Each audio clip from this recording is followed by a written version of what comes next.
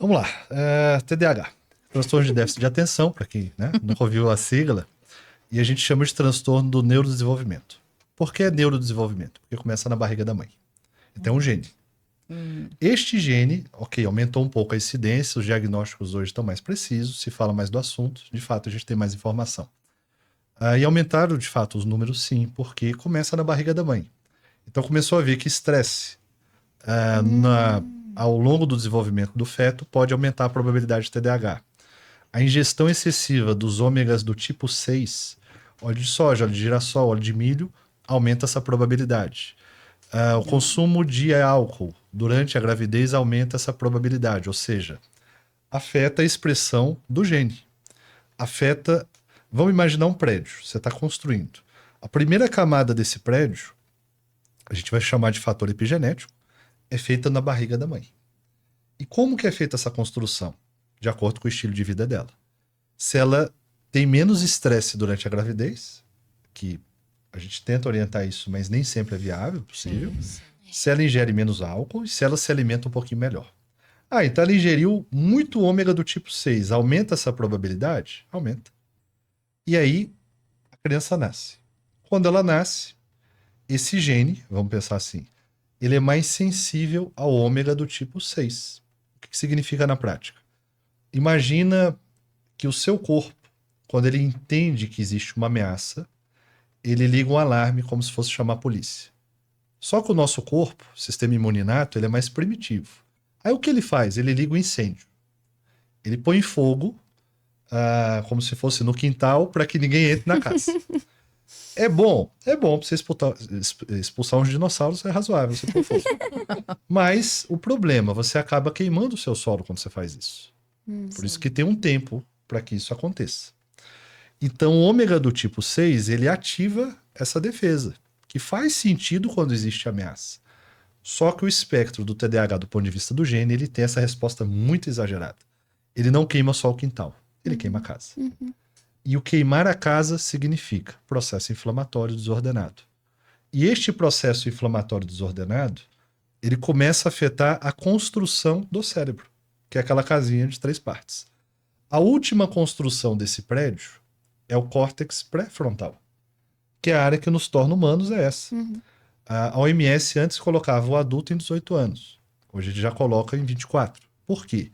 A última área do cérebro a ser mielinizada, o que é mielinizar? É tornar flexível, mais ou menos essa ideia. O neurônio está aqui. Se o fio está desencapado, ele fica rígido. Se ele está encapado, se ele está melecado, se ele está com mielina, como se fosse um óleozinho, ele está flexível. Então, a gente tem da occipital para o córtex pré-frontal essa mielinização. Então, com 24 anos, é como se essa região tivesse viva. Acabei de ligar. Pô, essa região é importante? Eu acredito que seja um pouquinho. Porque ela é responsável por foco, concentração, controle de impulso, resiliência, tomada de decisão, atenção sustentada, organização de ideias e reflexo. Então, é a área que nos torna humanos. É a área que diferencia, digamos assim, nosso lado mais primitivo e instintivo. É o lado da organização das ideias.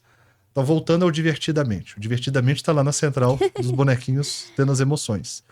Aí você teve uma raiva. Você fala, eu vou pegar esse copo e vou jogar ali nos contra-regras. Aí, essa área aqui do comando fala, não. Isso tem uma consequência. Isso vai machucar eles. Você vai se arrepender. No fundo, não é isso. Ele organiza, ele cadencia. Isso é a área da maturação, da maturidade. Então, a última área a ser melinizada é essa. Problema atual. No espectro do TDAH, no desenvolvimento desse cérebro, ele vai ter uma lentificação, tem vários tipos. Ele vai ter uma predominância de lentificação dessa região, que é só a região do foco, da concentração, do controle de impulso, da resiliência, da tomada de decisão, da atenção sustentada, da organização de ideias e do reflexo. Só isso. Pô, então ele não vai ter tudo isso? Que tal? Então, um tipo de TDAH, vendo que a gente chama de tipo desatento, ele vai ter lentificação. Como que eu enxergo isso em termos de exame? Em termos de exame, ou de mapeamento, ou de escaneamento, ou de tomografia, a gente vai ver o predomínio de ondas lentas, que são frequências muito lentas. São frequências, para vocês terem uma ideia, a gente vai chamar de onda teta. numa escala muito rapidinha, para quem está nos assistindo, a gente tem delta, que é a onda do coma. A gente tem teta, que é a onda de quem está dormindo, ou que prepara o cérebro para dormir. A gente tem alfa, que é uma onda de nem lá nem cá, uma onda de... Stand-by. relaxamento, stand-by, exatamente. E a gente tem beta, que é a onda que eu tô acordado focado. Mais ou menos isso. E o beta 2, que é a onda que eu tô muito agitado, exageradamente agitado. Vamos pensar assim. E aí, o TDAH ele vai ter o predomínio da onda de quem tá dormindo. Então o cérebro dele está dormindo literalmente acordado. Se essa região está lentificada, ele vai estar dando uma viajada. Qual é o problema? O divertidamente dele não tem controle. Então ele é refém do divertidamente dele. Então ele vai ser mais intenso, ele vai ter mais instabilidade emocional, ele vai ter menos maturidade, ele vai ter mais impulsividade, porque ele não vai controlar. Tive vontade? Vou fazer. Mas na hora de ter a concentração e ter a atenção sustentada, ou seja, se manter atento muito tempo, ele vai estar dando uma viajada, ele vai estar produzindo essa onda que em crianças é a onda da fantasia. Então ele vai ficar desatento barra em fantasia. Literalmente, quase em Nárnia aí, né? Em outro planeta. E aí esse é o tipo desatento.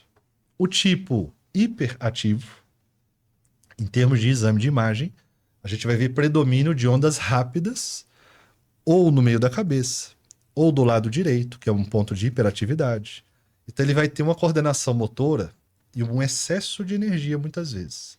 Então a gente vai ver ele tão agitado que ele não consegue se concentrar. Esse talvez seja o tipo hiperativo, de uma maneira bem simplista aqui. E o tipo combinado, que ele é desatento barra agitado.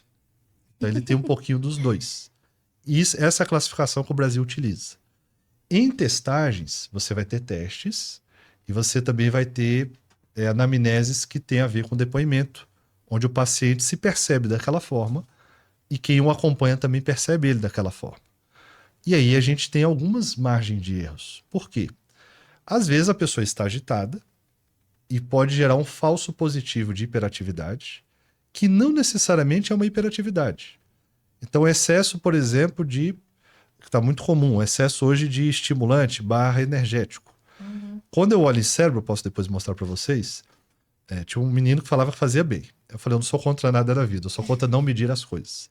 Ele tomou um Red Bull e fez um mapeamento. O cérebro dele Ixi, Maria. era de hiperativado, era uma coisa horrorosa. Hoje, divertidamente, em rave lá no cérebro dele. Exatamente. Então, olha só. Se ele fizesse uma testagem, daria um falso positivo de hiperatividade. Olha que perigoso. Claro. Né? Sim, complicado. Então, como a gente tem 2.000 variáveis, vamos imaginar várias fotos. Se eu tiro uma única foto da pessoa, eu tenho um parâmetro. Se eu tiro 300, eu tenho indicadores. As piores fotos eu vou eliminar. A gente vai chamar isso de desvio padrão. As fotos que estão menos iguais àquilo que a gente tirou, né? Então, na classificação são 3 tipos, só que o mundo já trabalha hoje 7 subtipos de TDAH. Então tem 4 tipos que o Brasil não classifica. Que tal? Exemplo, eu pego muito isso em consultório. Há pacientes que são extremamente habilidosos. Ou seja, eles entregam, eles têm alto desempenho. Só que lembre-se, eu vejo o cérebro em tempo real. Então eu vejo o que o cérebro dele está fazendo para entregar aquele desempenho. Eu consigo enxergar a que preço ele entrega aquilo. Então imaginemos um atleta que fez uma infiltração no joelho e jogou bem a partida. Nossa, foi brilhante. Só que eu falo, peraí, ele está fazendo infiltração no joelho, daqui a pouco o tendão vai romper. Sim. Então, nos diagnósticos, temos 3 tipos. Aumentou bastante, sim, o número. Aumentaram as ferramentas, mas também aumentaram os falsos positivos. Toda semana. Eu atendo pacientes que chegam laudados com TDAH. Quando a gente vai olhar exame de imagem, não era bem aquilo. Por exemplo, síndrome pós-Covid gera falso positivo de TDAH. Olha aí. Que tal? Nossa. Olha aí que coisa. Por quê? Aí vamos, de novo, lembrar das ondas. A síndrome pós-Covid, o vírus entra pelo nariz, pelo olho ou pelo ouvido, ele é pequenininho, fica alojado na parte occipital, então os olhos, né? Esse aqui é o mecanismo da parte visual, gera um processo inflamatório. Gerou um processo inflamatório e vamos imaginar que esse vírus ficou lá gerando inflamação. Você vai perder a acuidade visual, sua visão fica um pouquinho pior. Como a parte visual é do lado da região da memória, aqui atrás da orelha a gente chama de hipocampo. É o seu HD. É onde você guarda as suas memórias. Você é em função dessas regiões, tá? Então, assim, o que é a pessoa? É a memória dela. Se ela perde a memória, ela perde a Sim, identidade, a identidade. singularidade dela, que é o que a gente vê no espectro do Alzheimer, né? Uhum. Das demências. Então, sem querer querendo, a síndrome pós-Covid inflama essa região. E aí a pessoa começa a não acessar esse HD. Nossa. E aí começa a ter falhas. O processo inflamatório, às vezes, é tão elevado que também inflama a região do pré-frontal. E ela não sabe que ela teve isso, até porque se ouve muito pouco falar disso. O Brasil não tem pesquisas independentes sobre esse tema.